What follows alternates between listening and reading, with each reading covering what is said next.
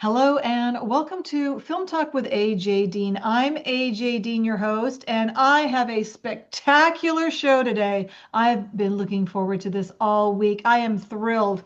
We have the one and only Nate Derman, also known as Happy Derman, the original cast of the Munsters TV pilot show. He played Eddie Munster. Let's give him a super, and it's so much more we're going to get into. Let's give him a super warm welcome. Hey, Nate, how are you doing? I'm great, AJ. How are you? I'm super, and I am absolutely over the moon that you are here with me today. Thank you so much for being here today and your I'm presence. looking forward to it. I I've w- been I'm, I've been looking forward to this for a while. Me too. You are a United Airlines flight attendant, right? Correct. Yes, and you performed as Nate the Great at the Magic Castle in Hollywood, California. Well, so now we've touched on all three of my careers, and I'm looking forward to talking about all three of them. It's Yes. it's really funny that talking with you before, the one that I'm known the best for was my shortest career, my first one as Eddie Munster, which ironically only lasted a week. But 61 years later, it still is a viable week that I spent on the set. Absolutely. You're going to talk about that. So, first of all, I want to get some thank yous and acknowledgments. Thank you and acknowledgement to my sweet friend Lois Grubb for putting me in contact with you, Nate. And also, happy birthday, Lois, Happy right? birthday, Lois. Yeah, September 30th. We're celebrating your birthday on Film Talk with AJ Dean. Yes, we are. And we want to thank Lois for all that she does. She's an amazing, amazing friend. And she runs the Butch Patrick Facebook fan group, and she does an excellent job at that. And I just adore her. Thanks for what you do for Butch Patrick and the Butch Patrick fan club and the Munsters. And she's a dedicated Munster fan too, isn't she, Nate? She is. And you know, um, she has a real good hold on what gets put on that page. And if someone says something that is, maybe derogatory, she blocks them. She is amazing with what she has done with the Munsters page. And, I wouldn't have even heard about that if it wasn't for Dale Atkinson, who reached out to me probably back in 2023. And after doing a little interview with me on the phone, he was the one that introduced me to Lois and in turn to all the Munsters fans out there. And I've been active on that Facebook group as well. And it was because of Dale and Lois that the resurgence of the original Eddie Munster is about to go worldwide. Yes, it's fabulous. And so, To be honest, other than the phone interview that I had with Dale, yeah, I don't do these kinds of things. yeah. So, I thank you for actually being persistent and finding the date that would work for both of us, so that we could do this. I also, obviously, even though I've never met him, and ironically, you brought it up that he and I were in a movie together that I did not know about. I do want to thank Butch Patrick for allowing me to be part of this Munsters Facebook page, because I wouldn't be here if he didn't approve it. Right. And he and I have actually become Facebook friends. And, he likes my stuff and I like his stuff. And we wish each other happy birthdays. And I keep saying, if you ever get to Colorado, I'm your guy. Yes. I want to meet with you in person, but Yes. it hasn't happened yet. I don't know. We'll see how it happens. Right. Well, fingers crossed that it happens in the future. And you're absolutely right, Nate. Butch Patrick, we want to say a special thank you. I've interviewed many personalities and celebrities, and he is one of the top, very best. Such a nice guy, so generous, and he's humble and modest. So thank you, Butch Patrick. We appreciate you and we love you, mwah, so, so very much. Ain't that right, Nate? Absolutely. Speaking of thank yous, I do want to say thank you to you, Nate, for not only sending me one autographed copy. I'm sorry, autographed photo here. Look how beautiful and gorgeous they are. But two autographed, this is the cast, this is the original cast. And Nate signed it personally to me. And we're going to talk about a special discount that Nate has a little bit later in the show. But I just wanted to give you a sneak peek preview so that you could get all excited about it when we talk about that. Thank you so much, Nate. On our second screen here, we've got My Fair Monster, which was the original pilot that you starred in the TV pilot. That's what it was called. So, what do you remember most about the excitement of landing that part? Well, um, it was in a time of my life, that was 1964, and I was really into the Universal monsters. And I do remember having hand-painted Revell models of Frankenstein, Dracula, and the Wolfman basically on a shelf above my bed. I think I even had one of the Mummy. And so when Lola Moore, who was my agent at the time, um, uh, pitched me for this, and I actually got it. Found this, which I thought I'd share with you guys.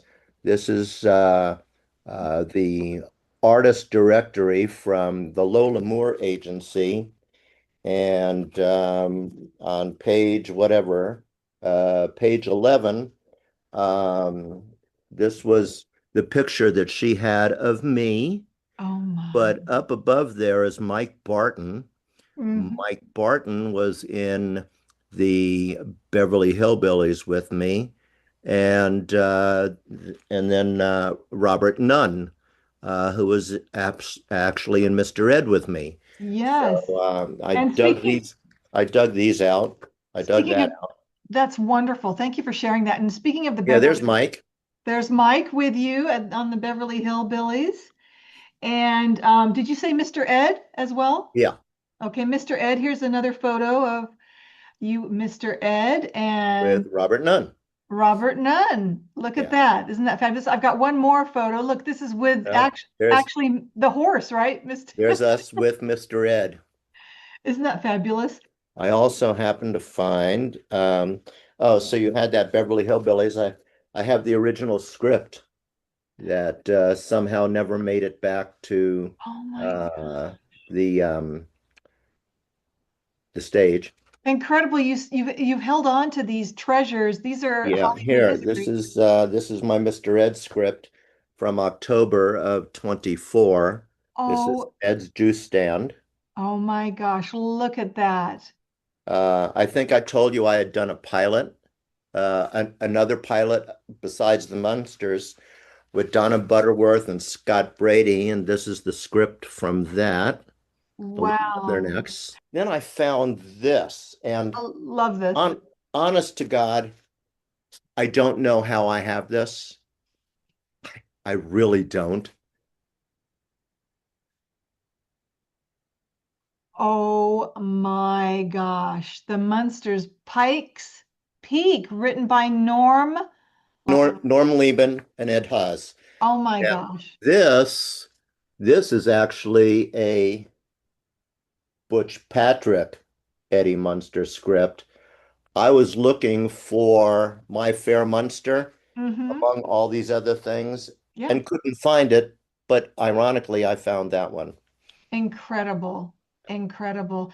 And I love the fact that you have kept those all these years. I love vintage, don't you? Yeah, because I'm 72, I am vintage. Cheers to that. Cheers to you, Yeah, I'll Nate. drink some water to that. Yeah, Mm-hmm. yeah, Oh, so good. And we have on our second screen here My Fair Monster. This is actually from the TV pilot yeah. that you were Colorized in, version. colorized version. Now, this is what's so cool. People can see that colorized version now, can't they, Nate, on the internet? They can. Yeah, if you IMDb either me or you IMDb the Munsters, it comes up and you can see it on YouTube. Ironically, in my present career, I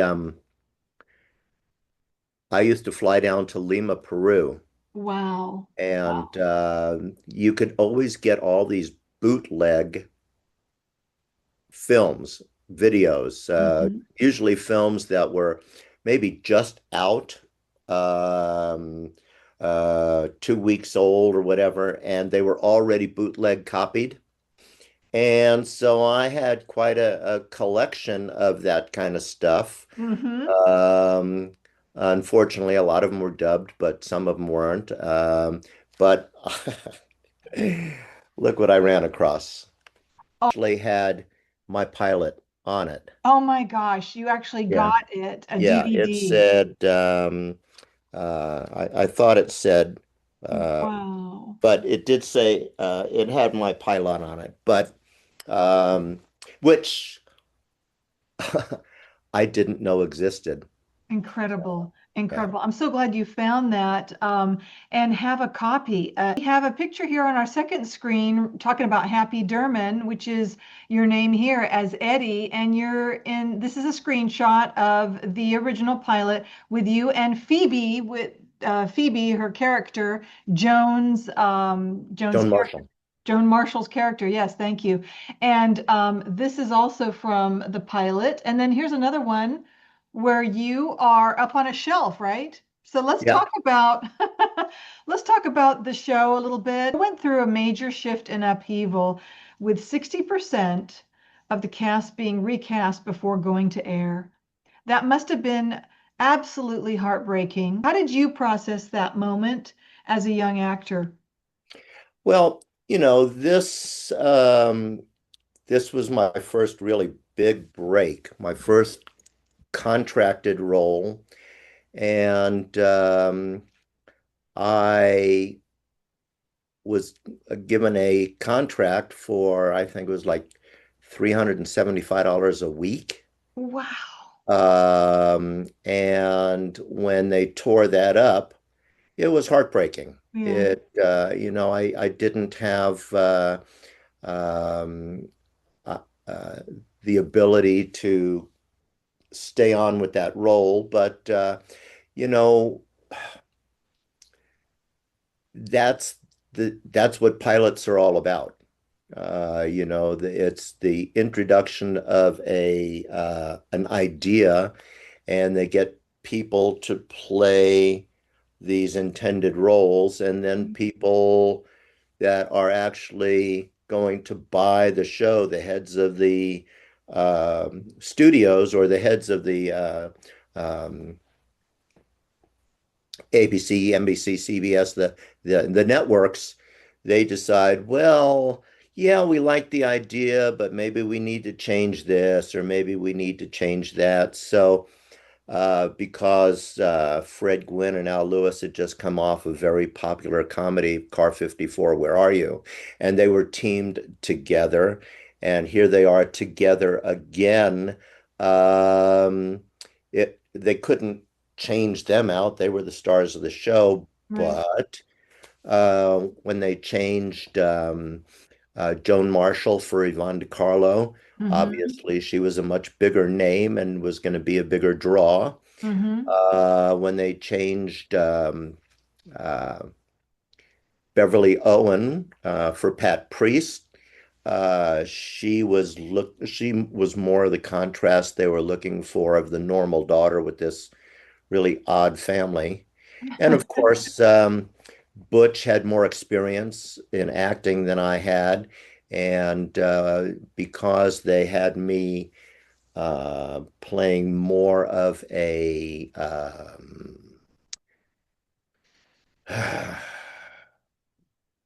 feral role, Mm-hmm. if you would. Um, that was not the character that they were going to send to the local school down the block, Mm-hmm. and Eddie had to go to public school. So And yet the director told you, he prompted you to act that way. Isn't that right, Nate? that was the way he wanted me to act. He wanted me to be the, I won't, you can't make me Right. type character, which they were able to do a complete overhaul of the character Mm. and make Eddie a more normal, Normal. Yeah. uh, if you will, normal. I mean, he was still uh, a wolf boy, but he Right. was more normal for people to watch every week for Right. 72 or 79 episodes Yeah. uh, than I was.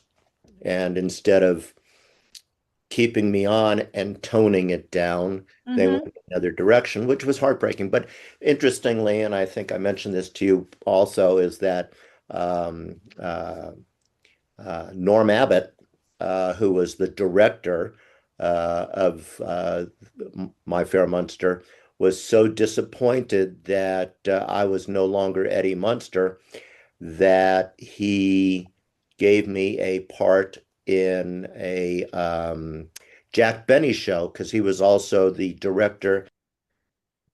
Still have that script intact too. Amazing. Yeah. Amazing. Because that was a part of my life, although it was my first career, it was my shortest, but Right. it was memories. Yes, yes. And another photo of you and Phoebe, your mother, Yeah, and Joan Marshall. Yeah. Joan Marshall. And look how great you look. And I love that it's color.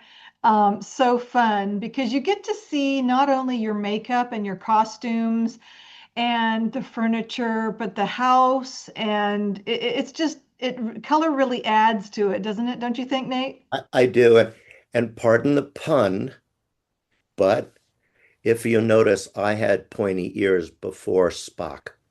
Yes, you did. Yeah. Yes, you did. Look, I told you I have a surprise. yes.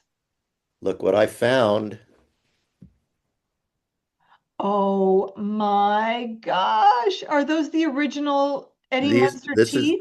this is the mold that they made in makeup for me as Eddie Munster. And yes, I have them. They don't fit anymore because those are my kitty teeth. But this was the original, and I found this. I Wow. thought I'd share that with you as well. Thank you. What a treasure. Thank you for sharing that. Isn't that something? Now, let's talk about teeth. That's the whole thing was you had makeup, you had wig, and you had teeth, right? Is that the process that they took you through before they met you? Yeah, and the first day, because they were still experimenting with what they wanted me to look like, it took about 3 hours. It was two coats of paint, grease paint, then the prosthetic for my ears, the mold for my mouth, um, and of course the widow's peak wig that went all the way back. Obviously, I could use that now, but um, yeah, it was a process, and so my mom was not happy. May she rest peace. She had to get me to the lot early for that makeup because the stage call was like 7. Mhm. So I was there like 4:15. 4:15 in the morning. Your mom drove you there, bless her heart. Yeah. And you said it took 3 hours, and then when they got really good at it, it got down to 2.5 hours. Yeah, 2:15, something like that. Yeah. And what was the color? The color looks like a light blue. It doesn't look like Well, so green. it was Yeah. green and gray, and probably did. She looked a little bit more bluish gray than I did, but there was definitely some blue gray in there. Mm-hmm. Yes, yes. definitely. And fascinating. So this is incredible. So looking back during that time, you're going through this whole week, and it's a lot of fun, right? You're going there every day. Your mom's driving you every day, right? At 4:15, arriving at the studio, Yep. Universal Studio, right? Yep. And you're walking back to the sound stage, and you go into makeup. Is that how it was, Nate? So, we had to go to makeup first before we ever went to the soundstage. I don't remember the makeup chair being at the soundstage. It could have been. I know we went in to makeup and then to the set. And of course, when I wasn't on set, I had a tutor. You had to get at least 3 hours of school Hmm. between takes to make sure that you weren't slacking off on school. But I have to tell you that this was this was a fun anecdote, and that was that the first day of filming this pilot, you have Frankenstein's monster, you have Dracula, you have Vampira, I guess, Yes. and you have a little wolf boy. And came time for lunch, and they didn't have lunch on the set, so we all went to the Universal commissary where every other production that was on the lot that day was breaking for lunch, and the faces on the people eating in the cafeteria, they were just blown away because it's the first time that Frankenstein, Dracula, vampire, and a wolf boy all walked in full makeup into the commissary and just blew everybody away. The rest of the week, we actually had to have lunch catered. Oh, really? Yeah. I mean, what a sight. I mean, you rarely see something like that on the Universal lot, right? Yeah. All in walking in together. Well, and I'm sure they did back in the 40s or 50s when they were making those original Frankenstein Hmm. and Dracula movies.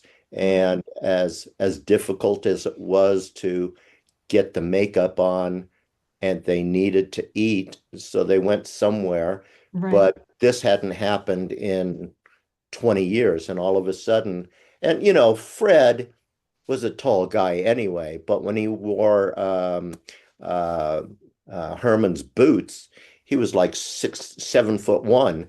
And to see him walking in, and obviously Al in full Dracula regalia, it came as a shock to the people that were sitting there because no one knew.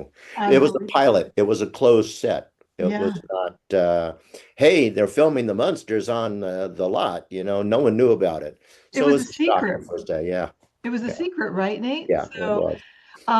fabulous. And what a presence when you entered in. Now, where did you obviously you all sat together and you got a lot of looks and a lot of stares Yeah. from people. What did you and other film professionals? So now you were able to eat in costume with the makeup still on, right? Yeah, So I had to take these out though. that's a good thing.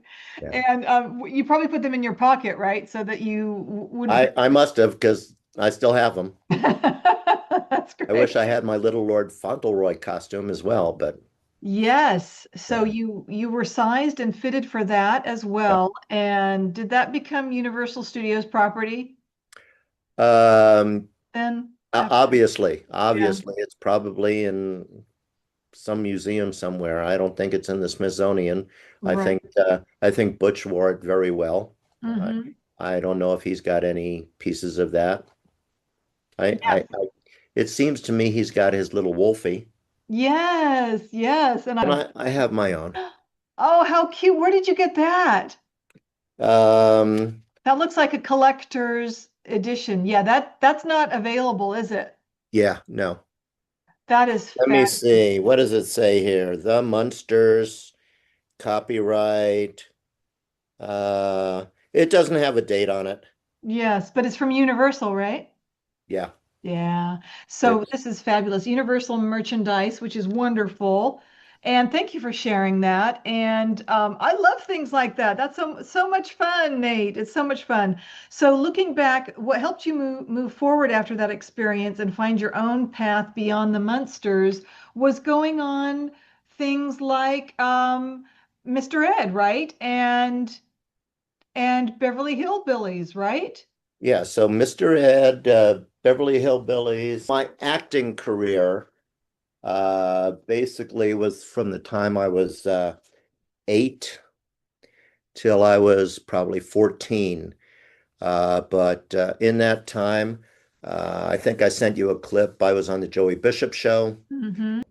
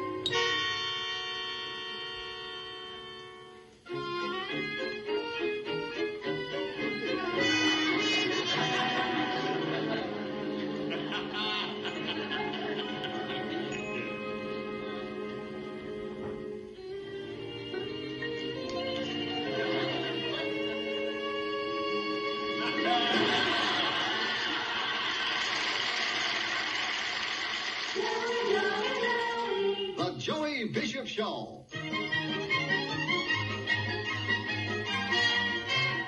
I was on the Danny Kaye show. And I did a little bit on Gunsmoke. You see what's going on in there? See why he's doing that? He wants us to live with a whole law and order. There's no law that says I gotta have Indians in my hotel. He gets away with it.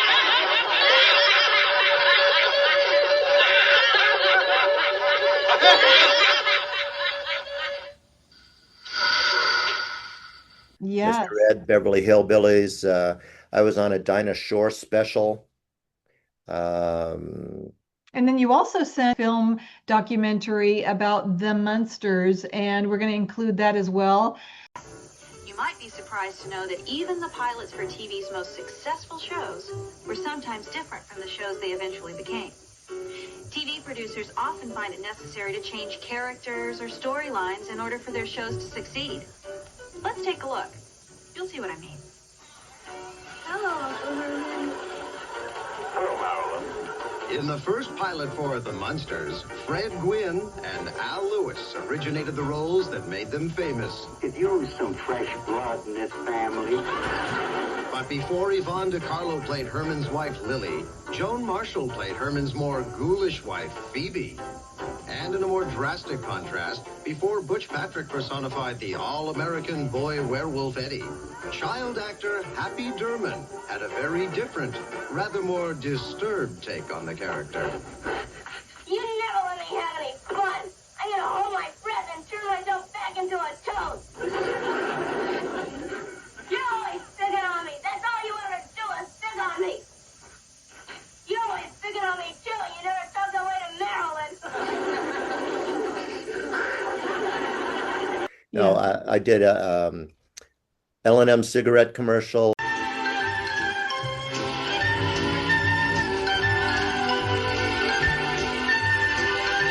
At fun times like this, when a cigarette means a lot, you get lots more from L&M.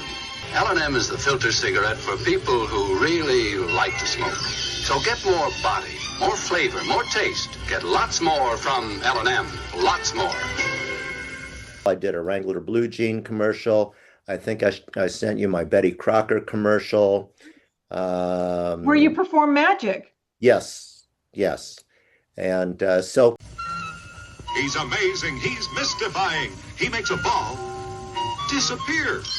He makes rabbits change color. And you can too. Get your free magic trick in every box of Betty Crocker Brownie Mix. plus plenty of candy bar good brownies, because Betty Crocker uses all Hershey's cocoa. So say the magic words. Ask Mom for Betty Crocker Chocolate Fudge Brownie Mix. the one with the free magic tricks inside. I learned magic, if I could segue for Sure. if it's okay. Of course. I learned magic from my dad, may he rest in peace. He was an amateur magician. He started out as an amateur magician, and he taught me my first card trick when I was 8 years old.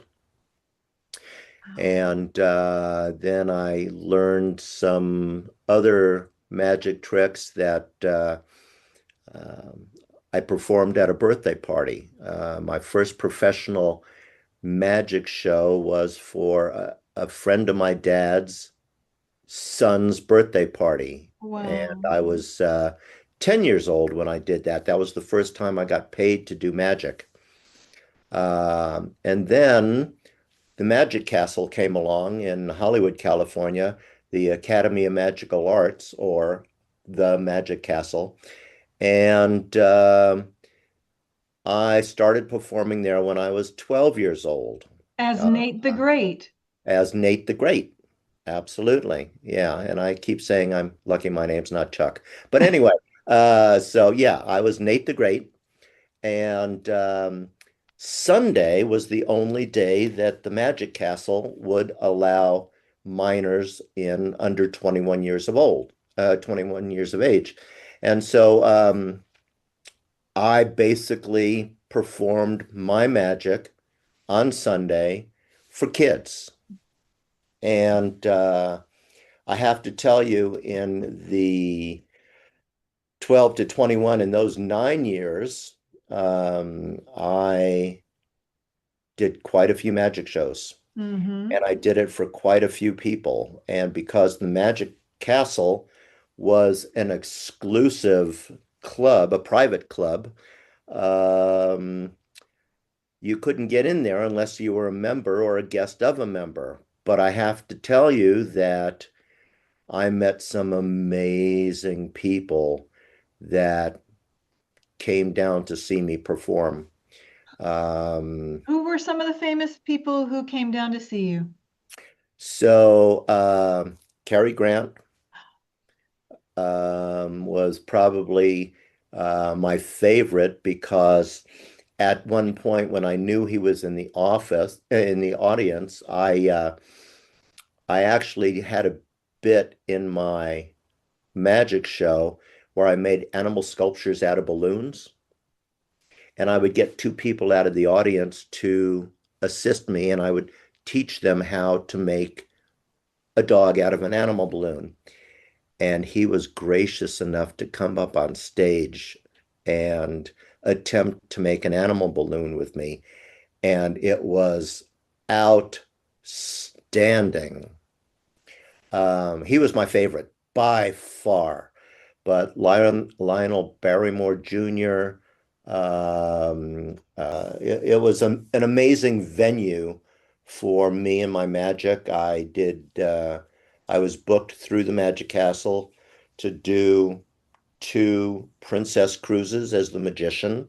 On the cruise. I did some USO shows, not overseas, but locally. I did Children's Hospital for ill children.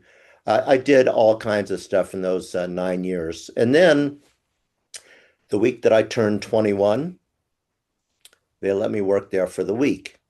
Wow. Because I was now old enough to work there for the week. And then I, at 22, got my present job as a flight attendant. However, back then it was with Continental Airlines. And here is a picture of me and my graduating class Wow. from Continental Airlines. I was with Continental for 35 years. Amazing. What row are you in, Nate, so we can see what row? Okay, I'm I'm trying to avoid the glare there. It's okay. You're doing I'm the great. top row Top row. right there in the middle. Oh, Yes, fabulous. yeah. Gosh, And so the picture that you're congratulations. showing was Yeah, of wow. my 50-year service At United certificate. Airlines. Yeah, look at that. Yeah, 15 years with United, but 50 years as a flight attendant. Wow. And the uh, object in my left hand is my 50-year wings with 5 diamonds on them, which I proudly wear. I love it. I love it. Absolutely. It's absolutely fabulous. And then on the right, you've got is that a certificate that you're holding? Yeah, that Wow. is a certificate for 50 years of service. This one right Look here. at that. 50 years. Congratulations. Thanks. Yeah, so it's interesting that I started out in front of the camera as an actor for 8 years. And then I was a magician. So I was in front of a live audience whenever I did my magic. And now I'm a flight attendant and I still have an audience. And interestingly, I was talking about this to someone and I said, I said to her, why did you want to be a flight attendant? And she said, well, I didn't really want to be a flight attendant. I wanted to be an actress. I went, and what happened? She said, well, I tried to get into some legitimate theater in New York. I tried to go out for commercials and everything. It just didn't seem to work, and this seemed to work, and because now I'm a flight attendant. I said, well, so here is an interesting scenario. Instead of thinking of the airplane as an airplane, think of it as a stage. And instead of thinking of the people in their seats as customers or passengers, think of them as your audience. And every time you're in the aisle, again, don't think of it as a theater. Think of it as a stage in the round, because no matter which way you are facing, someone is either going to see your face or your back. They're going to see you from all different directions.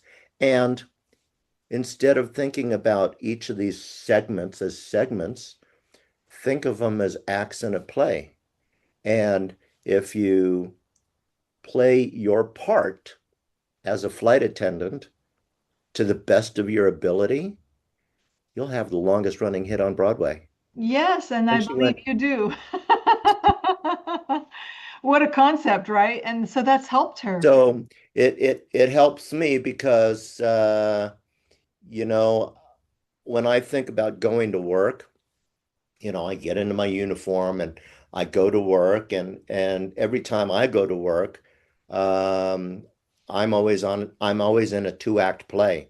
The Yes. first act is from Denver to Boston, Hmm. and the second act is from Boston to Denver. There you go. And I really do. Because, sometimes it's been hard lately because of uh, the climate ever since COVID. But, sometimes you could play with these passengers, have fun with them. You know, just just yesterday, I was on the plane and I said to this lady, "Would you like something to drink?" And she said, "Yeah, I'd like a Diet Coke." And I said, "You want a can, or you want a whole can, or just a glass?" A whole can with a glass of ice. I said, "Sure." And I turned to her husband and said, "What can I get for you, sir?"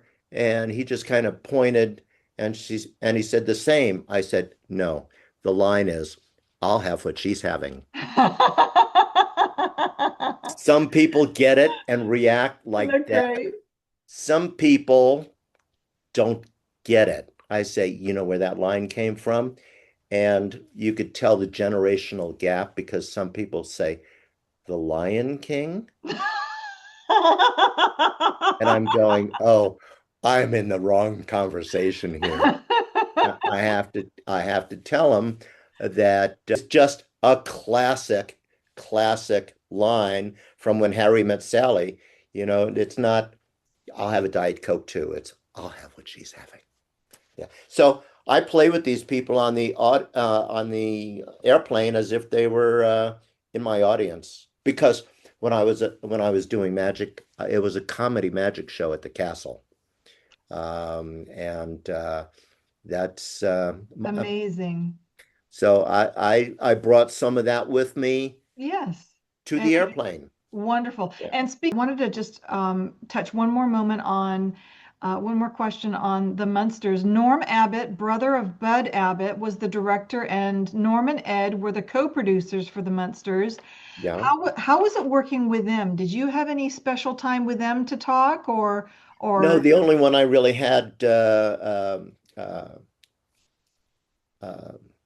conversations with was Norm Abbott, and because he was directing me, he was the one that wanted me to be feral, um, and I don't remember any explanation why that was the direction they wanted to go, except that that was what he wanted to put on film. right? That's what you were Um, given, right? yeah, Those were your directions. yeah. It's something that I get to talk about that Mhm. no one else gets to talk about. It was a special time in my life. Um, uh, uh, as as many people around the world have seen the Munsters, uh, it's nice to know that I was a part of the original cast, and right now the lone survivor of that original cast. If you move forward a little bit further, the subsequent cast that everybody knows and loves are only Butch and Pat Priest. Yes. For all of us, there's three of us left. Incredible. Speaking of who you worked with, you have worked with legend Bud Westmore in the makeup department. So and I think we talked about the makeup sessions were 3 hours, then 2.5. So what was the most interesting thing that you learned during that makeup session? Did your skin Well, it react? was how to transform me from me, the picture I showed you in the Lola Moore catalog, transforming this face Mm-hmm. to that face. Amazing. And yeah. We talk about Bud Westmore, and I think he had two brothers also that followed in his footsteps that Yeah. were uh, highly acclaimed makeup artists.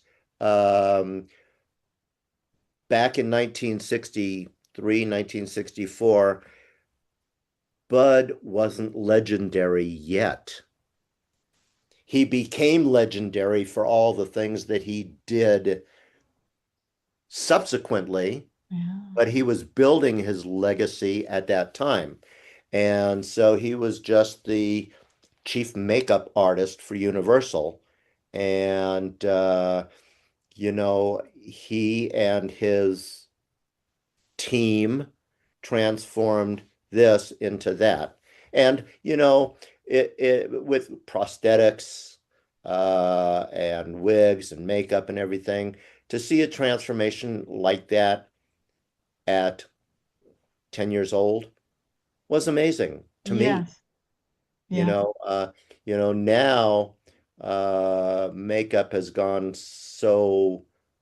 is so far advanced that you know you I now go to the movies because people that have followed in the Westmore footsteps uh, can make me believe the kinds of things that I see on the screen as real. And it's all when it's not AI, it's all makeup is just unbelievable. And I mean, it started back then with me when they could take me and make me look like that. And now the things that they're doing are just phenomenal. Yes, and there was a practical onset. Wasn't there one practical special effect, either smoke or fire during that week? Do you remember? Well, yeah, there was the smoke pots from Grandpa, and a lot of and that was dry ice. You know, back then, you know, when his cauldron was bubbling, that was just dry ice put into water. It Wow. wasn't like a smoke machine, but there was smoke machines uh, when the stairs opened up and there was smoke coming out. That was a smoke machine. I don't remember if there was smoke on the set when he was taking me off the ledge or not. It looks like there was a little bit here in the bottom corner there, but yeah. So since you have this photo here, it's interesting. There is well, I guess he's titled the rock god of the art world. His name is Michael Goddard. He's an artist that is based in Las Vegas, and he started out with olives, martinis, and cigars. He branched out and did other fruits and stuff, but he went into a phase where he did his olives as TV show stars. And he did two that were very important to the 60s. He did one that was I Dream of Jeannie, and then he did one for the Munsters because he said, "Oh my God, I loved that show, The Munsters." And he, over the years, has become a really good friend of mine. And because he used to come to Denver a lot to an art gallery in Cherry Creek. And so he did a picture of the Munsters, but they were, well, let me show you. Keep in mind that picture. When he found out that I was Eddie Munster, the original Eddie Munster, he did this. Oh my goodness. Do you see the Look, whole picture? yes, I can. It's incredible. And there you are at the top. At the How, top, wow. with the hangman's noose, that picture right there. Amazing. So the picture was done, but when he found out that I was the original Eddie, he hand painted that in and then embellished the bats in the moon. And as with everything, he personally autographs it. Oh, That picture lives on in his painting. Obviously, this is a one of a kind because it was personalized to me. But yeah, that picture is amazing. I know your fans out there would love to be able to get those as well since you're, the original TV show. So Nate, are you interested in sharing that and doing that for your fans? Absolutely. Um, but there is a caveat. The caveat is that prior to this whole Munsters fan book, fan club page, um, I was getting requests literally from all around the world from people asking for my autograph. And boom, sign it, sign it, sign it, sign it. Until this showed up on eBay. Thank you. And it seems that a lot of people were just asking for my autograph to make money off these pictures. And so I decided that I wasn't going to offer my autograph for free anymore because they just keep showing up on eBay. And everybody has, I guess, their own personal reasons why they would do that. I even spoke with one person who said that he was down on his luck and he had a lot of memorabilia that he wanted to try to get some money from. And two of my pictures that I sent to him ended up on eBay. And so I come to find out from Lois. Happy birthday, Lois. Happy birthday, Lois. I came to find out from her that Pat Priest does offer her autograph for sale. And so I came up with, do you have the back copy of that page? Yeah. Okay. It's right here. Yes. Well, they're the ones that I personally autographed. This one's to John. This one is to someone else. I don't remember, but they're being sold on eBay. And we want to bring it to everybody's attention, and we want to let them know that this is not the way. No, yeah. Thank you. Out of The Mandalorian. This is not the way. It's for collectors. But if you're going to ask for my autograph, then it's not right to turn around and try to make money off of it. So I've decided if anybody's going to make money off my autograph, it should be me. So that's why we talked about anybody that wants an autograph picture. And I can read it. Yes, it's a 4x6 personally hand signed to you from Nate.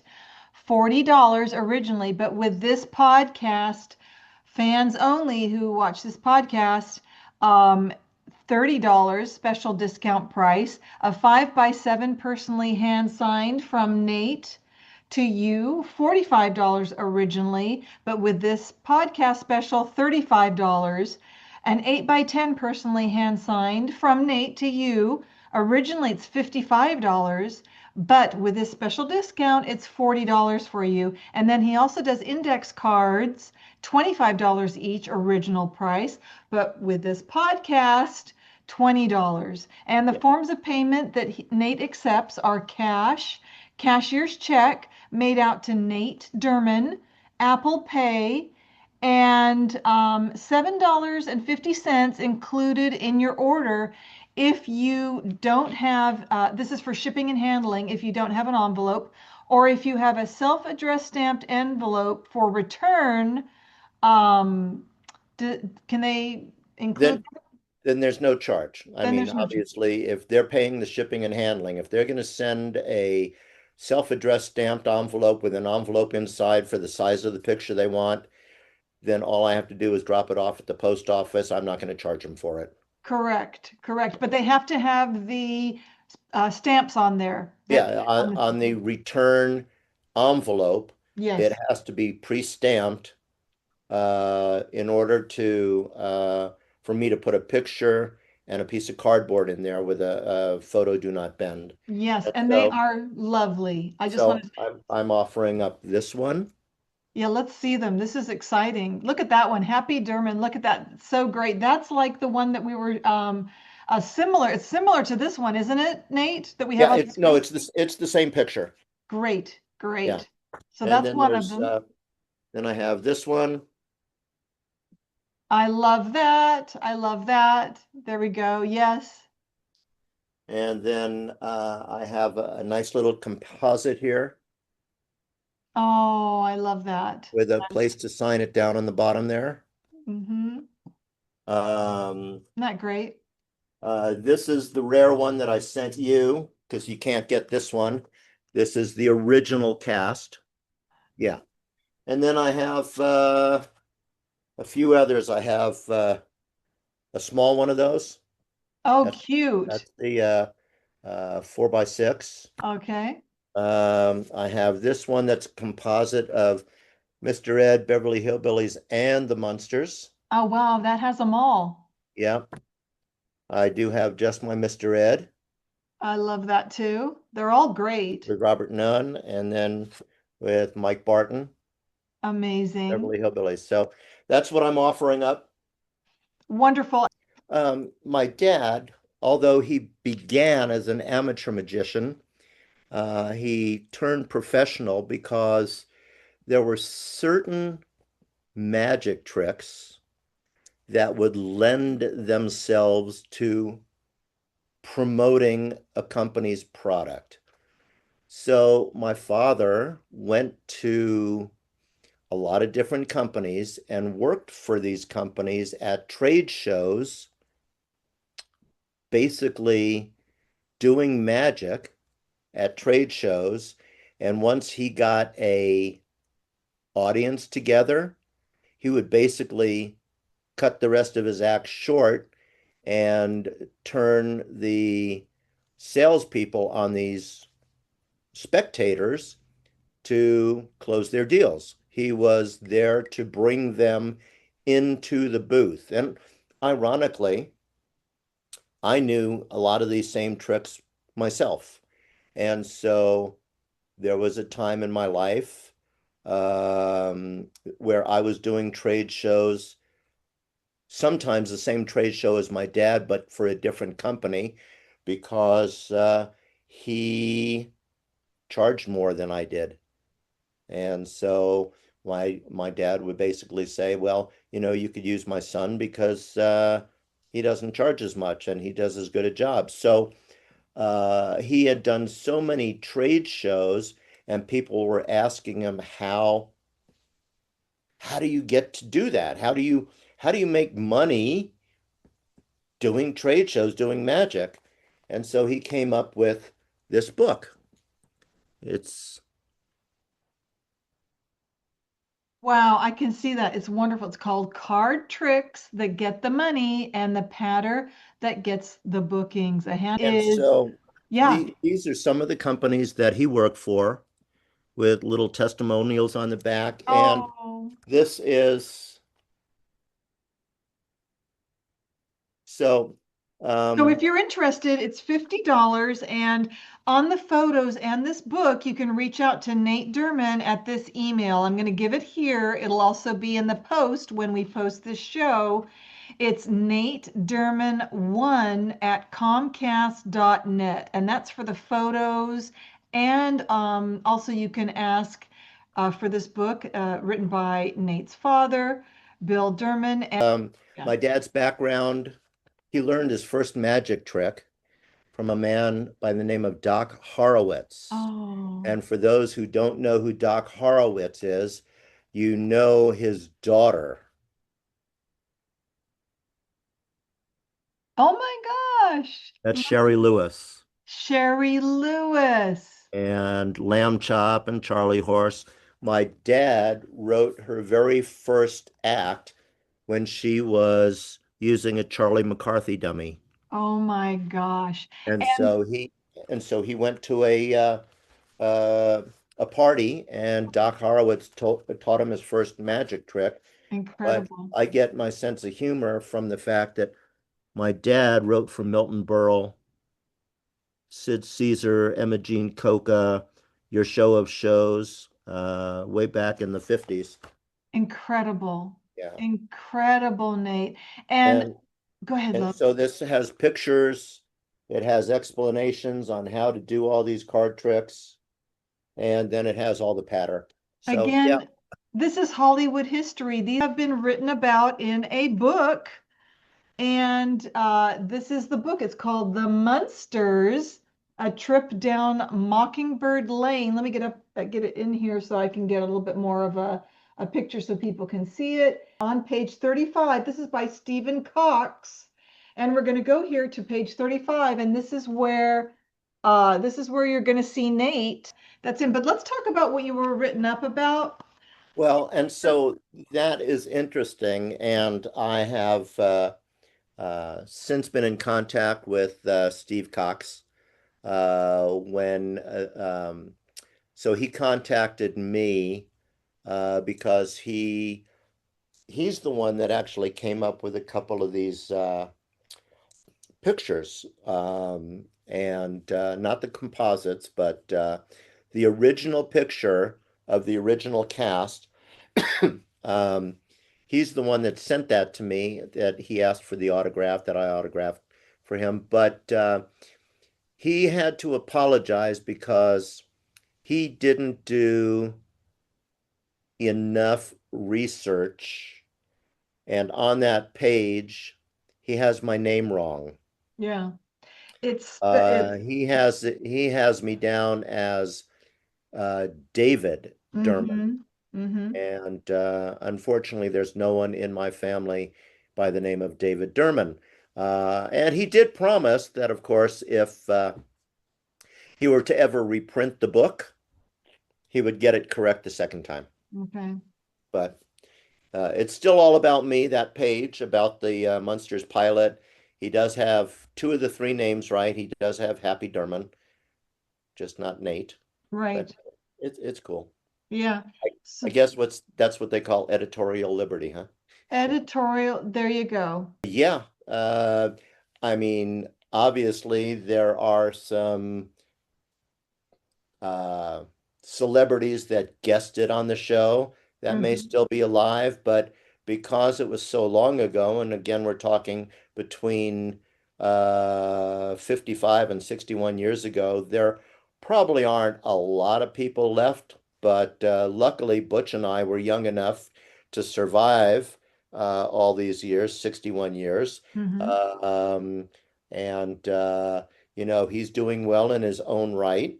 Pat Priest, I understand, is still alive. I don't know Yeah, I interviewed her. She's anything amazing. more about her. I don't know. I think she's living up in the Pacific Northwest, if I'm not mistaken. She's incredible. I interviewed her and she's absolutely lovely. So yeah, she's doing well and living her best life. And we love Pat Priest as well. We always love her. And Yeah, I'm more than happy to autograph pictures for those that want it. It would be my wonderful. pleasure to keep that part of my childhood alive and keep Munster fans Yes, satisfied. that's right. I mean, we just can't get enough of it. And again, That is the original cast, and again, that is from a pilot where three of those people who established the roles are no longer alive. right. Aren't they great? And you can get yours too. And these are fabulous photos and they're vivid, beautiful color. And you can add them to your collection. And thank you so much, Nate. I've appreciated it so much today. And we're going to have to start wrapping it up, but I have a couple more questions for aspiring to be like you or child actors or anything like that. Do you have any advice? Don't do it. I have to say that, being in the right place at the right time is always 90% of the formula. Yeah. The other 10% is luck. It's really luck of the draw. When I was acting, I literally remember my mom, may she rest in peace, she was dragging me to cattle calls. They call them cattle calls because they are looking at 200 faces for one part or two parts that they're trying to fill. And sometimes they only look at 50, sometimes, but they're only looking to fill one part, and you have to be that absolute right person. I thought I was the right person when they pegged me for the Munsters, and it turns out that wasn't what the people that bought the show at CBS wanted. So, I don't have any advice for anybody in how to do it right. It can change on a dime, can't it, Nate? It can. It really is. You'd have a better opportunity of flipping a coin 10 times and guessing the right side 6 out of the 10 times. Um, it's it's it's a tough business. Hmm. Honestly, when you see commercials today on TV, and most of them are for some new drug. Hmm. I know because most of the commercials are for drugs. You don't see cigarette commercials anymore, but most of them are for drugs, and you go, how the hell did they pick that person to star? So I have no insight whatsoever on what it would take to break into this industry because whatever it was for me only lasted from the time I was 8 till I was 14. So 6 years. Well, they saw charisma. I think you're talking about charisma. This was just past the golden age of Yeah, Hollywood. yeah, And so when you think about the golden age of Hollywood, when you had the Munsters and you had the Addams Family and you had I Dream of Jeannie and you had McHale's Navy and you had Gilligan's Island, and you had all these great shows that were on. I loved You it. don't have that anymore. We don't, we don't. And Now that I've finished 50 years as a flight attendant and I've started my 51st, the question always comes up about, so when are you going to retire? oh, never. And so this is kind of the answer that I give. I said, I'm semi-retired. I only work 10 to 12 days a month. Great. In the big scheme of now, it's not in a row. It's 2 days here, 1 day here, 4 days off. Da, da, da. But in the big scheme of things, I now only work about 4.5 months out of the year That's wonderful. for full pay, for good money. That's It great. could be better, but we're working on a new contract. Anyway, in in as long as I've been doing this, you learn how to size up people by the Yeah, way they say good morning or the way yeah, they say hello. You yeah. know, the captain that stopped at Voodoo Donuts on the way and brings the box of donuts for the crew, it's going to be a great trip. Isn't that The guy nice? that walks in there and says, "We have crew meals." Yeah, I'll get to him when I can. You got it. But there are some people that are, as we call ourselves, ex-cons, Mm. ex-continental, Mm. ex-cons. There are ex-cons that I fly with now that I don't get to fly with often enough, but when I know they're on my crew, I know it's going to be a good day. And then Yeah. after the merger in 2018, prior to the merger, I never thought I would live to say, oh, these United people are really good people. Hmm. But some of my closest friends now are legacy United flight attendants that are Wow. amazing. Wow. They're I work often enough with them and they have such a strong work ethic Hmm. that I it's a love that. pleasure to work with these people. Yeah, They're it just amazing flight attendants. And I wouldn't have said that before the merger, but now I know better. it's great. It's great. I'm glad that you are flying high and doing so well and so successful. And we need you. We appreciate you. We To talk talk about, about something that is very near and dear to my heart that has nothing to do with my three careers, even though three was a charm. yes. And that is that I'm a sports car nut, and I have a 370Z Roadster convertible that is my pride and joy. Um, she's she's 15 years old and has won many, many, many ribbons for her first place showings at car shows. And I am about to be installed for the second time as the president of the Z Car Club of Colorado. Wow. We are a group of Z enthusiasts in Colorado. We have about 90 memberships and probably 120 members, of which quite a few of us get together for car shows, for rides, for events, for barbecues, for wine tastings. And this is my other family. This is my not work family, not blood family, but these people are my family. And this is one of the greatest groups of people that I've been around for many, many, many years. I joined the group with my wife in 2004 when I had my 2003 350. And now, 15 years later, I have my 2010 370 Roadster. And I just love these people. Yeah. This was from when I was president from 2021 to 23. Wow. Look at all the car. There's a lot of car enthusiasts out there. Is that a Camaro or a Firebird or Oh, that actually shouldn't be there, but that's the way the trophy came. It's okay. it's a Corvette, but Oh, Corvette. Cool.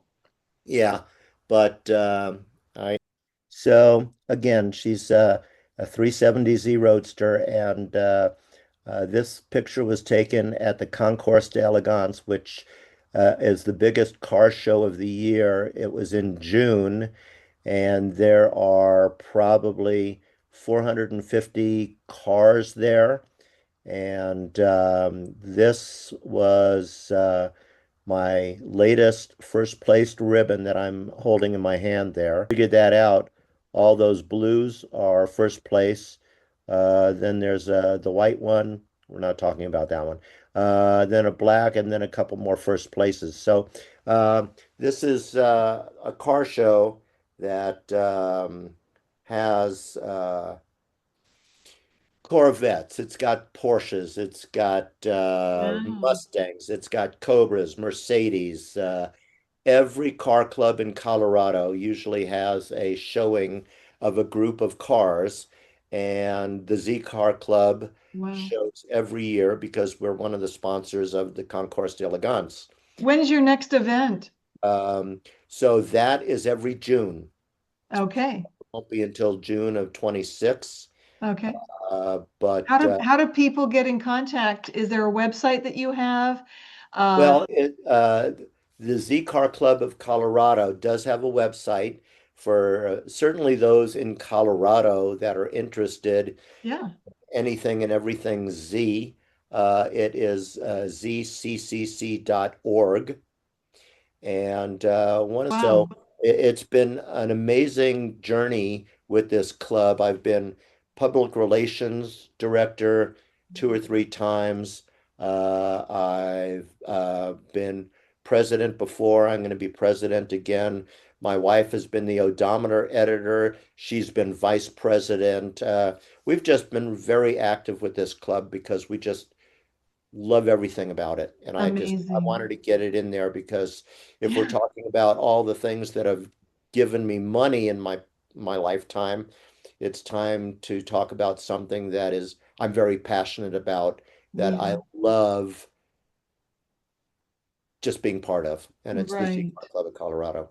Congratulations, Nate, and thank you so much for sharing that with us. And I did have one other question. This is our signature for our show, our heart message.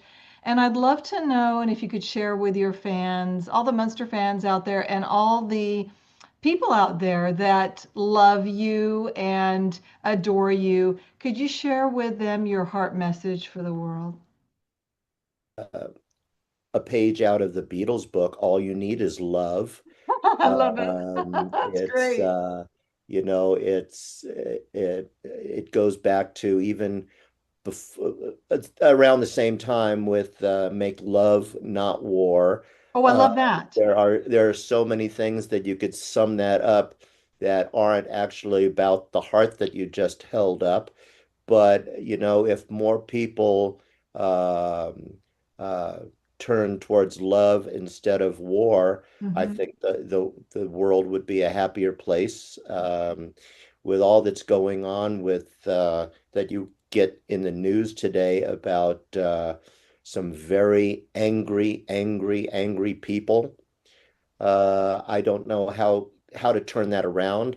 I don't I don't think single-handedly it could be turned around, but I think everybody should really stop and think that there was a reason why the Make Love Not War and All You Need Is Love monikers were so popular in the late 60s and early 70s. Yeah. And it would be nice to go back to that way of thinking than the way that the world is thinking now, because war is bad, love is Yeah. good.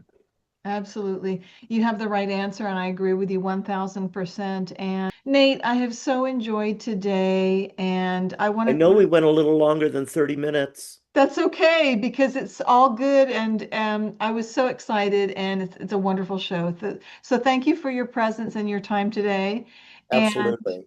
and Thank you anything for else? reaching out to me, AG. This was really, really a pleasure.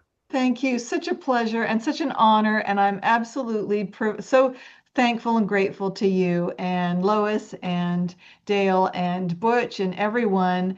And I hope that you all enjoyed this show. And I hope you reach out and get your autographs like I have. And it's so much fun. It's so great. Add them to your collection. So Absolutely. until next time, Nate, thank you again. And we adore you. And au revoir. Ciao. Thank you. Thank you. Appreciate it. Thank Bye, AJ.